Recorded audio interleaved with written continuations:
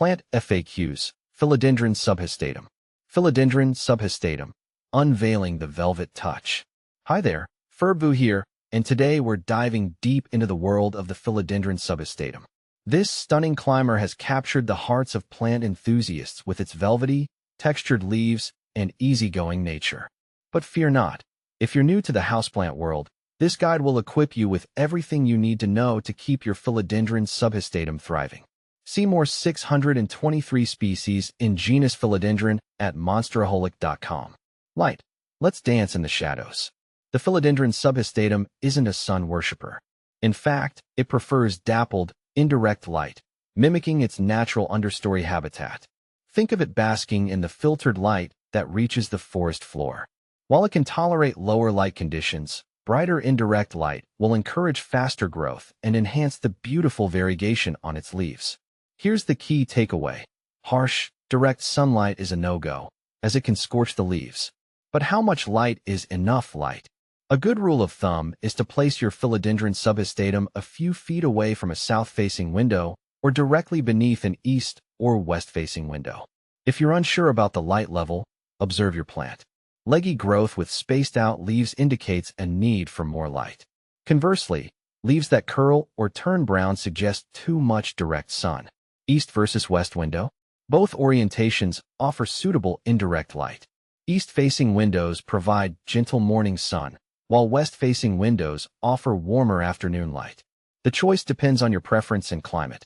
In hotter regions, an east window might be ideal to avoid the harsher afternoon sun. Water, when less is more. Here's where the Philodendron subhastatum shines for forgetful plant parents, myself included sometimes. Unlike some high-maintenance houseplants, this beauty thrives on a less is more approach to watering. Overwatering is the enemy here, as it can lead to root rot. Let the top inch of soil dry completely before giving it a thorough drink. The water should flow freely out of the drainage holes. Never let your philodendron sit in water. Pro tip, stick your finger into the soil. If it feels moist, hold off on watering. Consistency is key, so try to establish a regular watering schedule that works for your plant and environment. During winter, when growth slows, you can reduce watering frequency even further. How often is often enough? It depends on factors like pot size, climate, and light levels. In general, watering once a week or every 2 weeks should suffice. But remember, the finger test is your best friend. Soil, the foundation for lush growth. Think of the soil as the foundation of your Philodendron subhastatum's happy home. It needs a well-draining, airy mix that allows excess water to escape freely. A standard potting mix might not be enough, so consider adding perlite or orchid bark to improve drainage. Here's a recipe I use often. Equal parts potting mix, perlite, and orchid bark. Is there a special type of pot I should use? A pot with drainage holes is crucial. Terracotta pots are a popular choice because they allow for good air circulation and prevent the roots from sitting in moisture. However, plastic pots work too, as long as they have drainage holes. Humidity, mimicking the tropics, lightly. The Philodendron subhastatum hails from the tropical rainforests of South America, where humidity levels are naturally high. While it can adapt to average household humidity, pampering it with a bit extra moisture can promote larger, healthier leaves. Here are some ways to create a more humid environment. Grouping plants together. Plants naturally transpire moisture, so clustering your Philodendron subhastatum with other humidity-loving plants creates a mini-humid microclimate. Pebble tray method.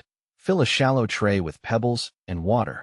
Sit your plant pot on top of the pebbles, not directly in the water, to increase humidity around the leaves. Occasional misting. Give your philodendron a light misting with filtered water, especially during dry spells or winter when humidity levels drop. But be mindful, excessive misting can encourage fungal diseases. Is a humidifier necessary? Not necessarily, but if you live in a particularly dry climate or have concerns about maintaining adequate humidity, a humidifier can be a helpful tool. Fertilizing, a feast for growth, but not too much. The Philodendron subhastatum isn't a heavy feeder. During its active growing season, spring and summer, a balanced liquid fertilizer diluted to half strength can be applied once a month. However, avoid over-fertilizing, as it can lead to salt buildup in the soil, which can damage the roots. During fall and winter, when growth slows, feeding can be stopped altogether. Organic versus synthetic fertilizer? Both can work. Organic fertilizers release nutrients slowly over time, while synthetic fertilizers provide a quicker boost. Choose the option that best suits your preferences and watering habits. Common issues and how to save the day. Even the most dedicated plant parent might encounter occasional challenges. Here are some common issues with Philodendron subhastatum and how to troubleshoot them. Brown, crispy leaves. This usually indicates underwatering. Increase watering frequency, but ensure the soil drains well. Yellowing leaves.